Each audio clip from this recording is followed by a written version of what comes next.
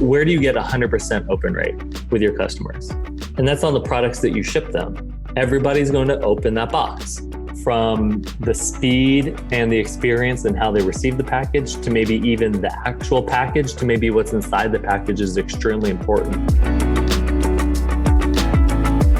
What happens when your customer clicks order on your e-commerce site? Do your systems have rules that look at the customer location and choose the nearest warehouse to fulfill that order?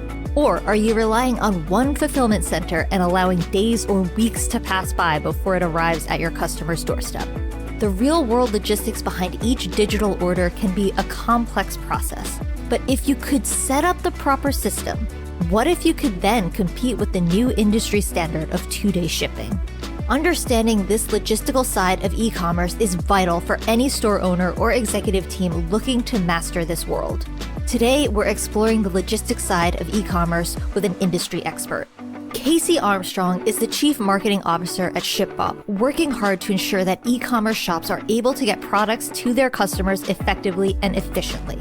On this episode of Up Next in Commerce, Casey takes us behind the scenes of what makes for a good third-party logistics partner, or 3PL.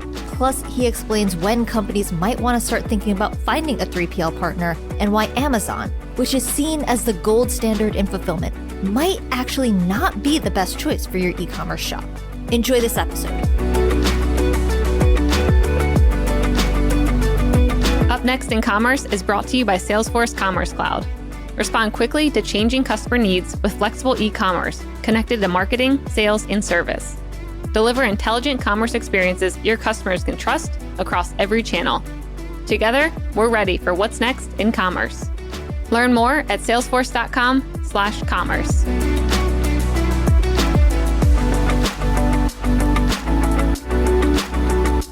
Welcome back to Up Next in Commerce. This is your host, Stephanie Postles, co-founder of Mission.org. Today on the show, we have Casey Armstrong, the Chief Marketing Officer at ShipBob.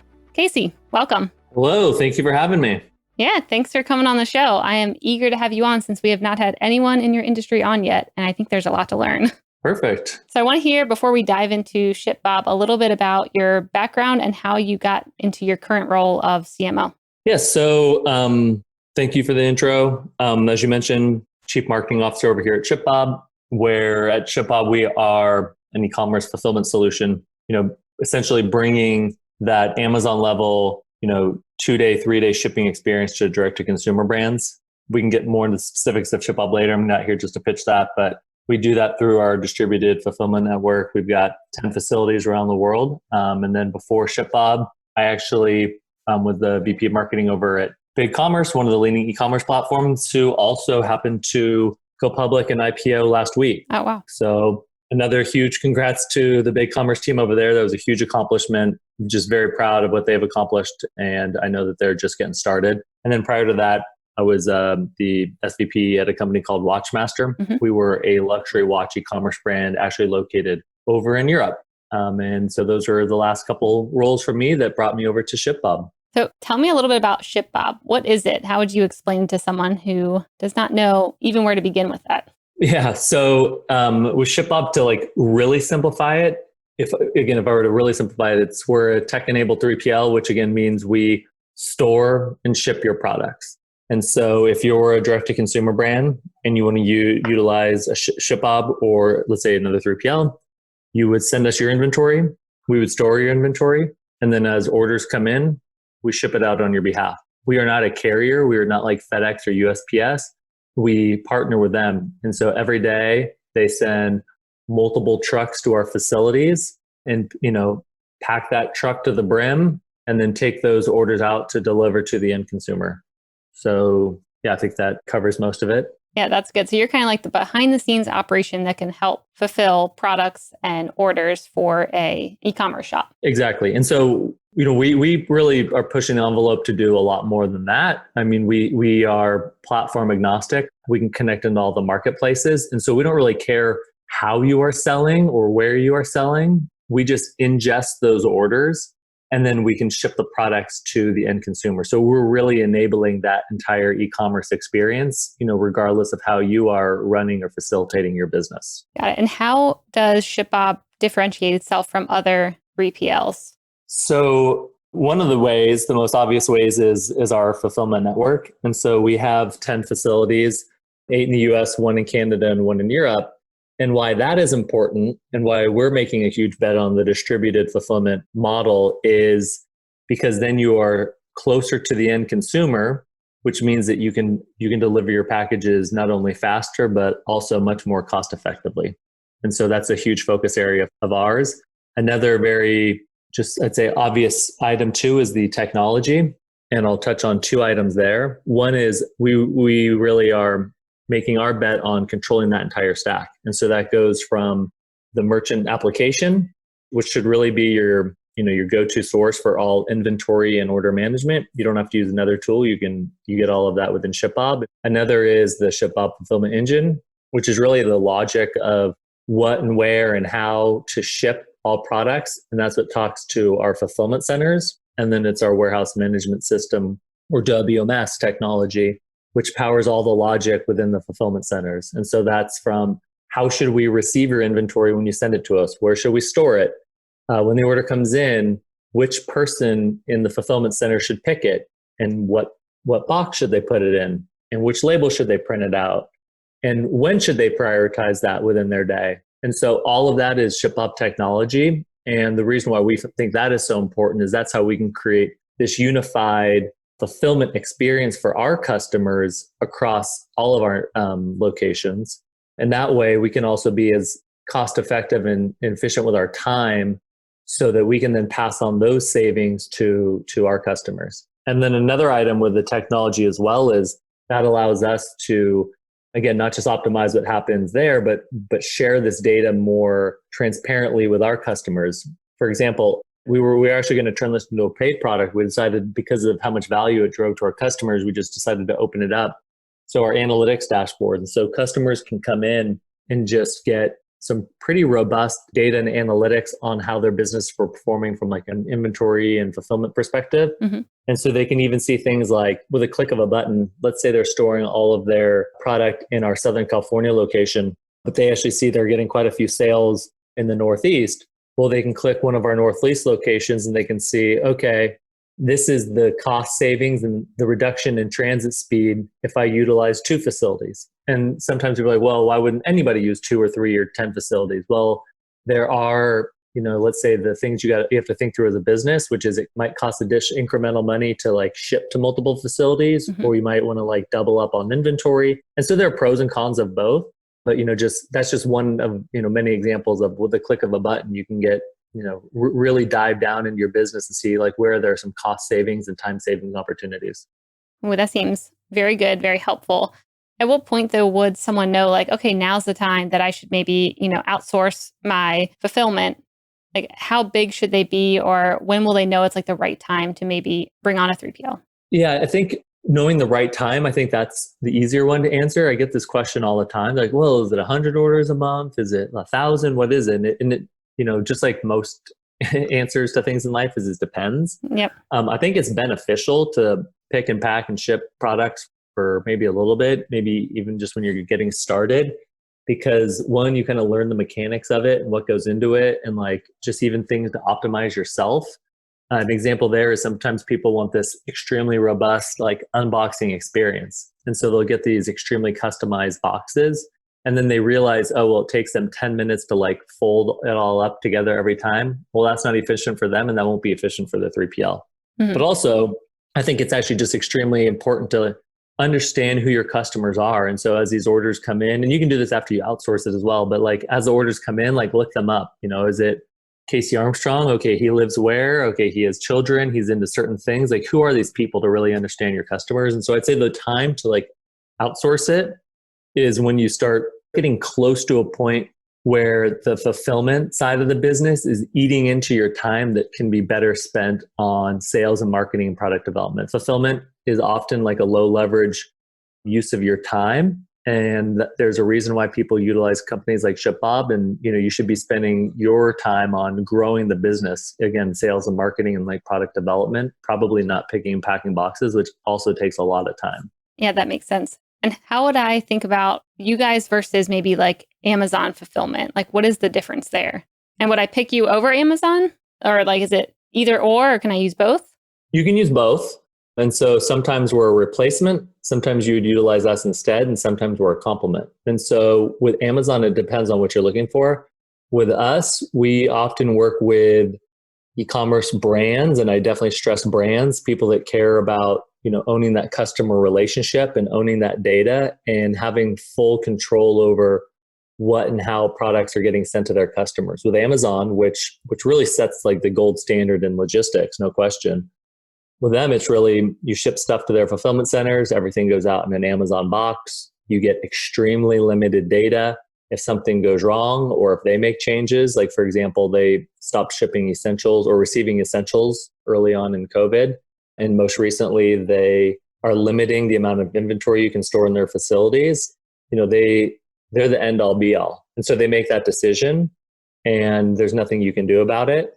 And so you just have to conform your business to like how they change. Got it. And with us, you can include marketing inserts. You can include custom packaging. You get and own all of the data about your customers and about the fulfillment experience.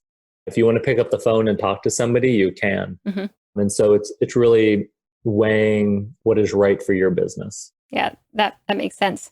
The one thing I've always kind of struggled with when thinking about 3PLs is the cost aspect, because at one point, I don't remember what I was looking this up for, but I was trying to find a good one here in California, and they all use different metrics. I actually had to build like a matrix in Google Sheets to be like, well, this person is quoting it based off of like, parcels or the big wooden pallets. And then other people are talking about pieces, and they all had different ways of talking about it. And I felt like I didn't fully understand what costs to even consider when looking for different 3PLs. So what do you advise if someone's going this route right now and thinking through it? So I'd say before even getting into the pricing equation is understanding like what's important for you. And that should hopefully allow you to like whittle down your options, because you probably are going to get a handful of pricing agreements that are difficult to compare apples to apples. Mm-hmm. I mean, you could spend a little bit of time and get it to that point, but is connecting to certain technologies important? And if so, you can probably cross a bunch of options off your list. Is having a location in a certain region or regions important? Do you want to split your inventory? Is, certain things in from like a kitting or a packing or an unboxing experience important? And if so, again, you can probably whittle some more off. With us, we really try to simplify it. So you get billed off of like receiving, storage, and then what we call a total fulfillment cost. So we try to simplify it some, but again, even when you're looking at us versus others, mm-hmm. you can't necessarily always get to this true apples to apples comparison, but you can get pretty close. Yeah, that's a good point. Like if someone is doing a lot of other things, like you mentioned, like unboxing or having distributed fulfillment centers, that is probably even more important than just like how much will it cost to ship certain pieces. And so when thinking about the distributed fulfillment centers, how does a reduction in, maybe like shipping days increase, purchase size or cart abandonment? Have you seen any metrics around that where a quicker shipping time, I'm assuming, helps with higher purchase volume? Yeah, so we actually have a couple of case studies that are pretty interesting on our site today. I'll give two examples. We had this one brand and they were utilizing our 2-day express program. And so there we split their inventory and we try to optimize everything or as much as possible to be shipped via ground, because we're going to pay ground versus air is night and day. Mm-hmm. And so again, by utilizing this, and that's why distributed fulfillment networks are important, is because then you're getting access to a larger footprint of the US, let's just say in this example, the continental US, for ground shipping. Because anybody can ship 2-day in air. That's easy. You can ship it from one facility. It's just going to be very expensive. Anyways, they were able to see a slightly over 20% increase in their average order value by showcasing this 2-day shipping experience. And I think that's because, they were really showing off that Amazon level experience. And Amazon had a lot of data on just the additional spend. Granted, this isn't necessarily apples to apples, but how much more the Prime members spend versus a non-Prime. Again, if mm-hmm. somebody's using Prime, they might have more, maybe they're like in a higher income bracket, or they put more emphasis on e-commerce. And then we had another customer, honestly, that saw a 97% increase in average order value once they started showcasing this fast and free 2-day shipping. I would not earmark that as like your baseline or your benchmark or target, because doubling your average order value is pretty insane. But it does go to show things that people, I think about a lot more now than they used to, but that shipping and fulfillment experience, both whether it be free for 2 days or free and 2 days, can really move a lot of levers that will also help feed back into your ROI and your marketing. Yep. Yeah, I think a lot of customers in the back of their mind, they know if I don't get this in probably a week, I'm going to forget about it, or I won't be as excited about it. I mean, that's at least how I am when I see maybe like 7 to 14 days. I'm like, what am I going to be doing in 14 days? I don't even know if I want to wear that t-shirt in 14 days. Well, it's also something that's really tough to calculate is how does that improve? I mean, you can calculate like your net promoter score or NPS or your CSAT or customer satisfaction score, if you poll your customers, but how does that maybe in improvements in NPS improve word of mouth or improve customer retention as well? And so something that I think about a lot is people always focus on email marketing or SMS or ads, but what is the number one place where do you get 100% open rate with your customers? And that's on the products that you ship them.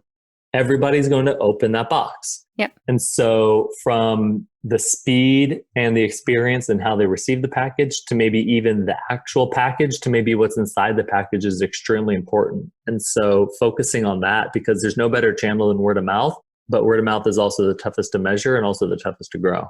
Yeah, I love that, especially the 100% open rate quote. How are you advising brands that you're working with when it comes to creating a delightful unboxing experience? There again, it often depends on like what they're selling. Yeah. But I'd say it's more on not trying to do things overly complex.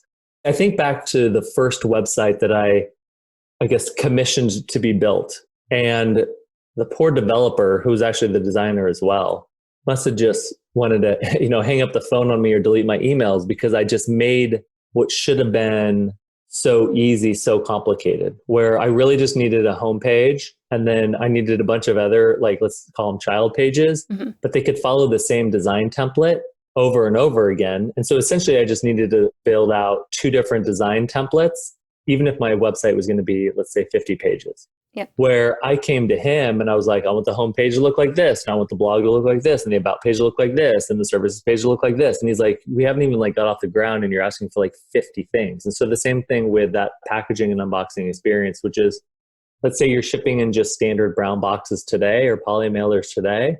Well, how can you make just an incremental step up? Maybe it's that brown box, but it has your logo on it. And then maybe make another incremental step forward from there, because every time you add, complexity, it's going to cost more money, most likely, to create these custom boxes. Yep. And also your 3PL might charge you for kitting fees. And so there's a company that I'm a customer of, Lovevery. If you're familiar with them, I know you have little ones. Yep, I've heard of that. And their unboxing experience it's beautiful. I know my wife and kids look forward to it every time it hits the door. What does it look like? Tell me a little bit about it. So from the box, and there's another company called KiwiCo that does the same. Yep. It's this beautiful box. You open it up. Everything is laid out in the order that you're going to use it, from the instructions to the toys or the products you're going to use, because they're more educational toys. And so it's almost like this story, or they're hand holding you through this experience. And let's just put them at the far end of the spectrum of this amazing unboxing experience that you're going to maybe even pull out your phone and Instagram it or something. Yep. Maybe that's your future state goal. But if right now you're just throwing things in a brown box, don't try to do that overnight. And so just try to make it a little bit better and then just progress on that over time. Yeah, that's a really good point. Not just for boxing, but I think business advice in general. Sometimes it's easy to want to go let's do 1,000 things. And then it's you're frozen and you can't move forward. I'm sure you see a lot behind the scenes and with a lot of new brands probably approaching you and trying you guys out. What kind of trends are you seeing in the fulfillment world? Are there new things that have come up since the pandemic that maybe you weren't anticipating before, that you guys are kind of pivoting to help out with, that maybe you just didn't have customers asking for that prior to COVID? I don't know about trends of things that they're asking for that they weren't prior. I'd say their sense of urgency is increased. And we knew that we were going to roll out a few international locations, but the demand for those capabilities and the speed at which customers are trying to close themselves for our business is actually rather welcoming. Yeah. But it's been pretty fascinating to see that really accelerate over time.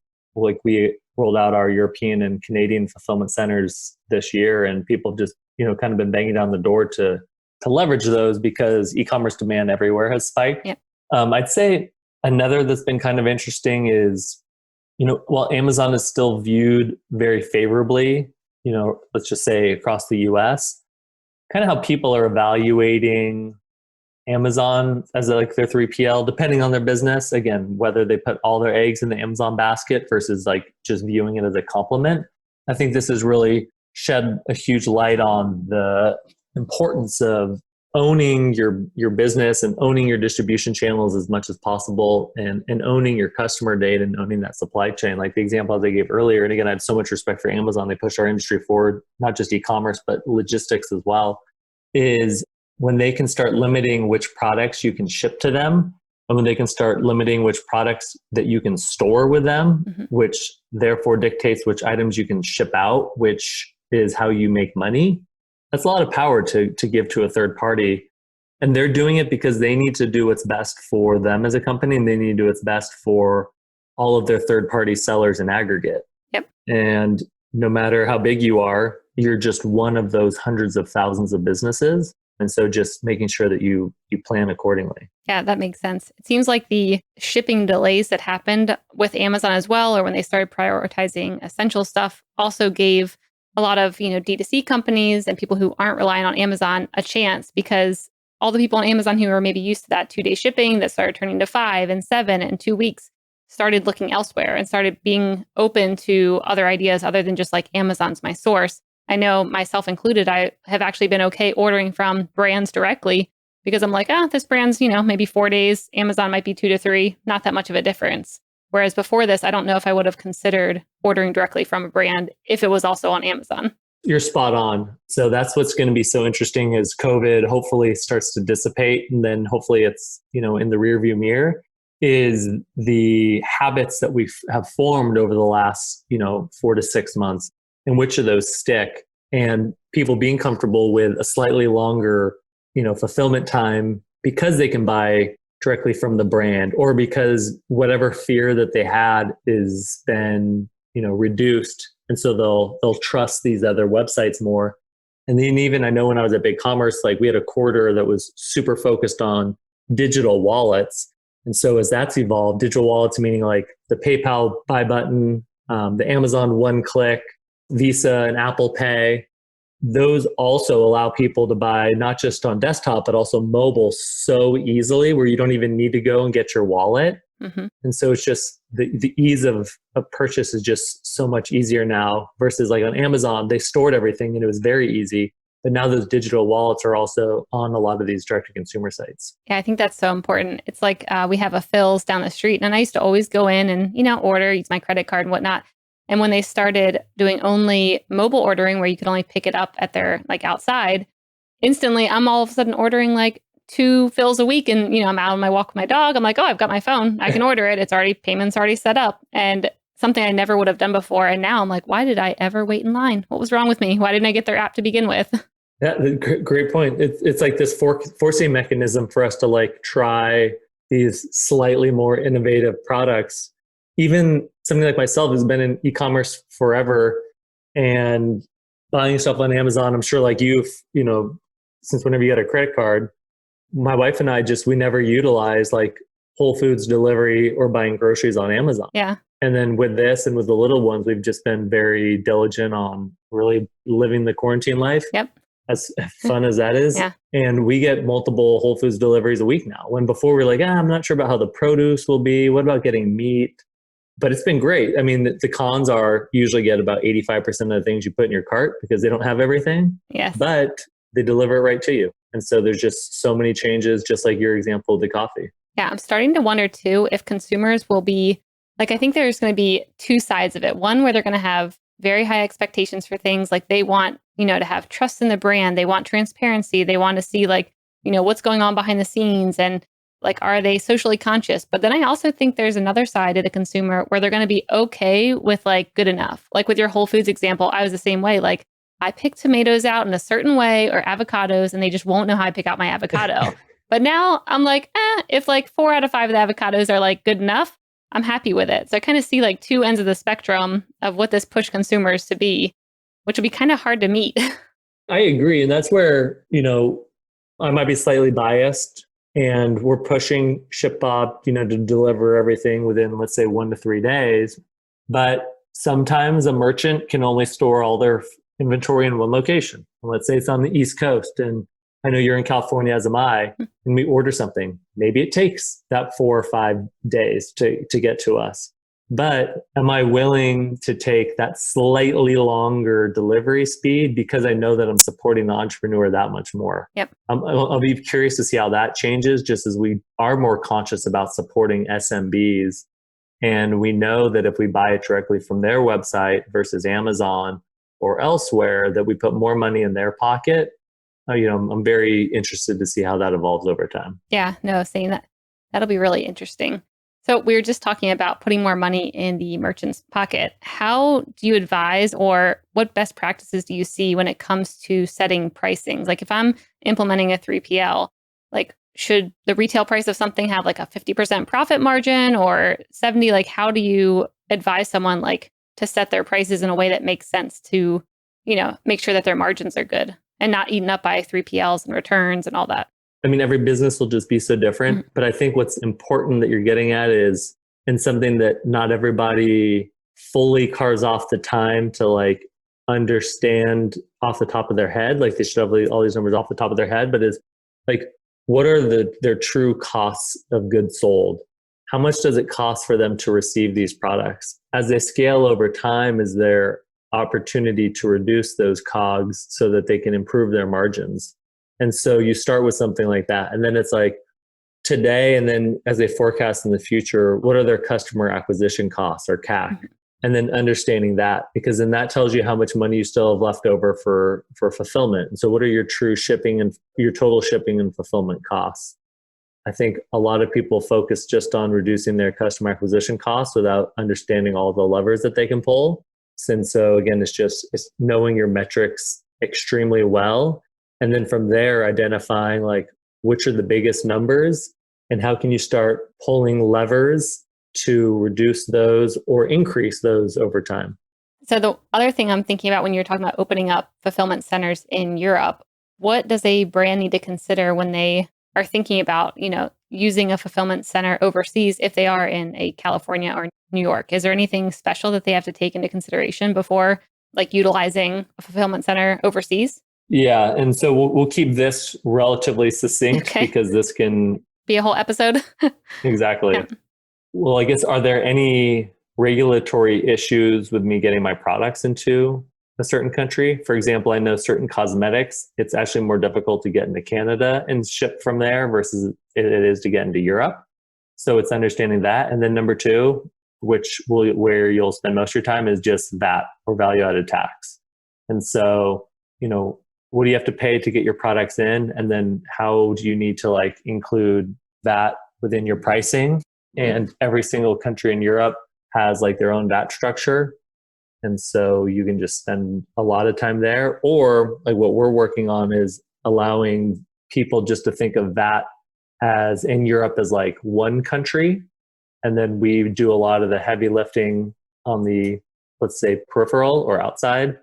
And so you really only need to think of like that once versus like that differently for every country. That's a good thing to consider. So you guys are kind of taking care of that for them in a way, so they don't have to do all the research on the different locales and what to charge and whatnot. Exactly. So an example is, and there are different types of VAT, but with Watchmaster, for example, like sometimes we would buy watches in the South in like a country like Greece, where I think their VAT is like 22 or 23%. And then we'd sell them in the North. So let's say Germany, where I believe the VAT is 18%. And so there alone, let's say in Greece it's 23% and in Germany it's 18%. That's a 5% delta. So even if we sold the watch for the same exact price, we'd have 5% margin just because of like the delta in the VAT. And I'm simplifying this greatly. Yep.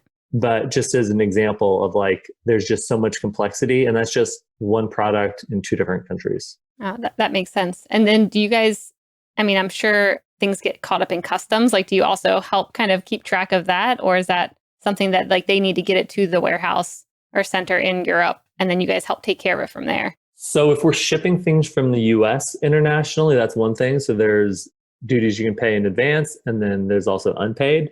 But then from getting the stuff into the country and into our facility, we will help some there, but it's usually utilizing partners of ours. We're not a freight forwarding company. Yeah, cool. That makes sense. So with everything you guys are doing behind the scenes, I wanted to touch a bit on the technology, because it just seems like you have a lot going on. And there's, like you said, you guys are tech enabled. Like, what kind of technology are you using to make the fulfillment process seamless? Like any AI you're implementing, or like new leading or cutting edge technologies that you're implementing to make that process work? Yeah, I mean, we do use a lot of machine learning, and our bet also is building a lot of this stuff ourselves.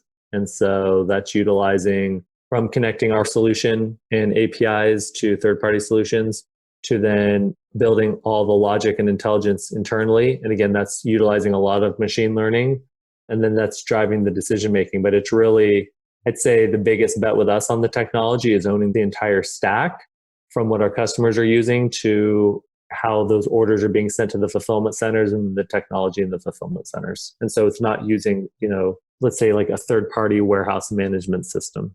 Got it. And when you're talking about integrating seamlessly and partners, like what kind of partners are important to have integrated with your 3PL? Or like, who are you guys making sure that you're partnered with to make it a seamless experience?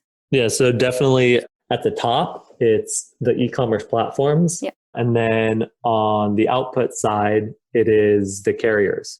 And so it's making sure that we're able to get the best pricing within the right time frame, across FedEx and UPS and USPS and DHL and some of the local carriers, so that we can make sure that we're making the most cost efficient and time efficient decision, on behalf of our customers. Cool.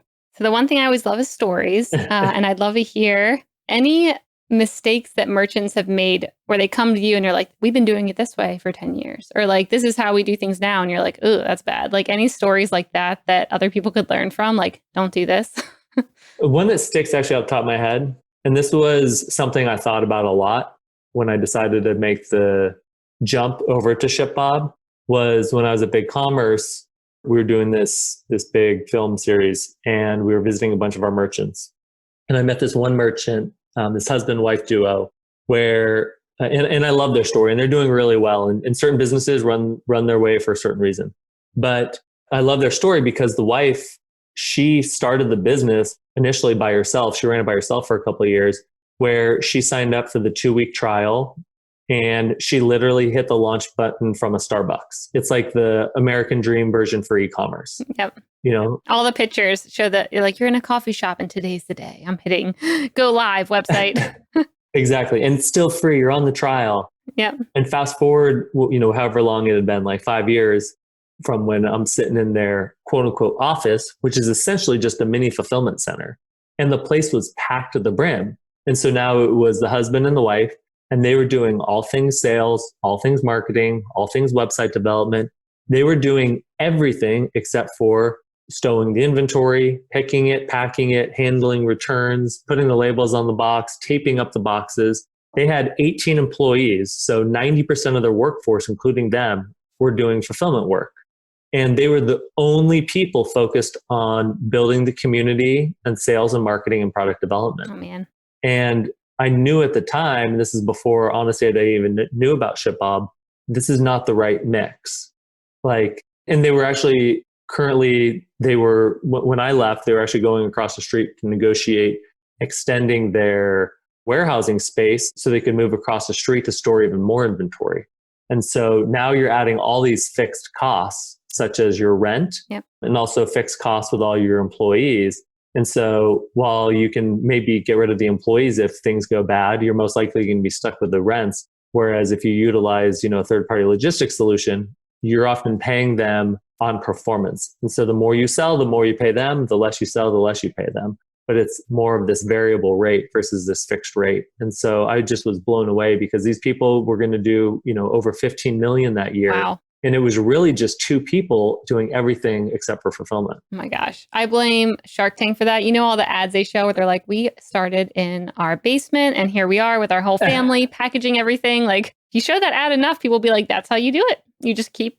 I'm not going to name names. We have customers, and it's kind of unfortunate. We have customers that will, throw up their Instagram stories every week of them picking and packing boxes and storing a bunch of stuff in their spare bedroom and all this stuff, because it's this, they're selling the dream to their community. And I get it to an extent, but then all of their followers who are trying to do things themselves, they're replicating these false mistakes. When I'm like, what? Yeah, that's really good though. I mean, I think that's an important lesson all around, is like, there's a certain point when you can do that. And then after that, you need to be focusing on, the product, and like, it can only get you so far when you're doing everything on your own. Completely agree. So what kind of disruptions do you see coming to the world of fulfillment? So some news that just broke the other day that I think will be interesting to watch is a lot of these older retail spaces. A big question is what's going to happen with these malls and with these retailers. And so I think a lot of that also comes down to, I think it was Simon Property, but it was, these large mall operators and owners, what are they going to do with this space? And Amazon, unsurprisingly, is right in the mix. And so are they going to start leveraging these now vacant or near vacant malls where they can be very close to, because these malls are often in suburban areas, which are close to a lot of the end consumer. And so can they start leveraging these mall facilities for their last mile operations? And so that will be interesting. It's definitely something that we've looked at. We're definitely building our technology. And so in a way that individual store owners could possibly even utilize it at some point, people could start injecting it into malls. And so I think that's going to be pretty fascinating to watch. And then another thing, less on like the innovative side, just more of like the blocking and tackling stuff, is like, with Q4 coming up, how big of a upswing in sales are we going to see? Usually we see, between, let's say, 30 to 50% uptick in sales volume. With unemployment and everything not in the best space, are we still going to see that? And if so, these brands that are trying to get ahead of the curve and store all their products, Amazon's already said that they're not going to allow unlimited inventory like they had in the past. We've come out and taken the opposite stance where we're not going to restrict because of COVID. Yep. How are a lot of these mom and pop 3PLs that really only have one facility going to be able to do things? And just how are a lot of people going to be able to conform? And so that's just the kind of boring work of, I just need to like literally store my product somewhere and then ship it out. So I think it's going to be interesting to see how a lot of brands navigate that. Yeah, completely agree. That'll be a good area to watch. All right, so we have a couple minutes left, and we do something called a lightning round, brought to you by Salesforce Commerce Cloud. This is where I will ask a question and you have a minute or less to answer. Casey, are you ready? I am ready. What's up next on your reading list? My reading list. Oh man, I've been buying way too many books lately. I actually bought this book. Here, let me grab it. I actually have it next to me. So I've been trying to get a lot more into finance. Yeah. And so I actually bought Titan by Chernaw, and then I bought Reminiscence of a Stock Operator. But the one I'm reading right now is called How Finance Works. And it's by this Harvard professor that just really, he kind of uses some humor, but really gets you like hands-on and like breaking down a lot of things from a finance perspective. And so I historically read a ton of fiction, but now I'm reading this, and maybe that's why I'm falling asleep faster at night. Oh, I will have to check that out. I mean, I love finance, so I will be checking that out. What's up next on your Netflix queue? Oh man, because I have little ones, probably like rescue bots or something. Yep, I feel you there. Yeah, I think I've exhausted the rest of Netflix. So that's all right. Kid stuff. I'm on the same page as you. So there we go. If you were to have a podcast, what would it be about, and who would your first guest be? Gosh, I've toyed with this idea quite a bit. Oh, I mean, there's a bunch like on the business side, but I think I just love sports. And so I'd say probably Shaquille O'Neal. There you go. Yeah. And I want to understand like what was the catalyst for him to get very business savvy. For an example, like I don't think it was like maybe like his rookie year, but very early on, he never touched a paycheck because he was making so much money from endorsements. But basically all of his NBA salary would go to his bank. And from there, he's just invested in, he owns like a ton of like, I think it's like Popeyes and a bunch of like car washes. And he's just very diversified the assets that he owns and like where he makes money. And it's just fascinating to see how he was just so early in that. And then you see people like James Harden and I think and Steph Curry and others. And I think Kevin Durant recently did, buying minor shares in MLS teams. And so I think that the athlete getting more business savvy is just a fascinating concept and would allow me to geek out about sports. And so I know that's not a lightning answer, but it's my long-winded answer. The last one is, what app or piece of tech are you using right now that's making you most efficient in life or business? I'd say an app that I have a love-hate relationship with, like most people, would be Twitter. Yeah. Because sometimes I'm like, is this just an absolute waste of my time? But the more I don't necessarily tweet like too often, but using it as something I've actually been doing a lot more over email too, is just cold email, cold outreach. Yep. The connections you can make with people just in like direct messages, it's fascinating. And then as you evolve those relationships over time, like there's no way to even put an ROI on that. And just opening the doors and like different business opportunities and partnerships and stuff is just been fascinating, and it's free. It's insane. I love that. And so anyways, I'd say for now it's Twitter. I need to try more of that. DMs make me nervous. I'm like, well, I don't know if I should do it. I should just go for it. Start DMing everyone. You should. I mean, worst case, they don't reply, and that's where you were in the first place. Yeah. So true. All right, Casey. Well, thanks so much for coming on the podcast. Where can people find out more about you and ShipBob? Yeah, ShipBob.com. Come check us out. As I mentioned, I'm on Twitter, KCA, but come hit us up over at ShipBob. Let us know how we can help. Awesome. Thanks so much. Thank you.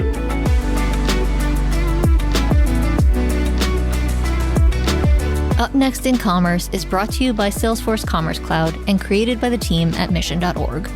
Subscribe now at Apple Podcasts or wherever you listen to podcasts.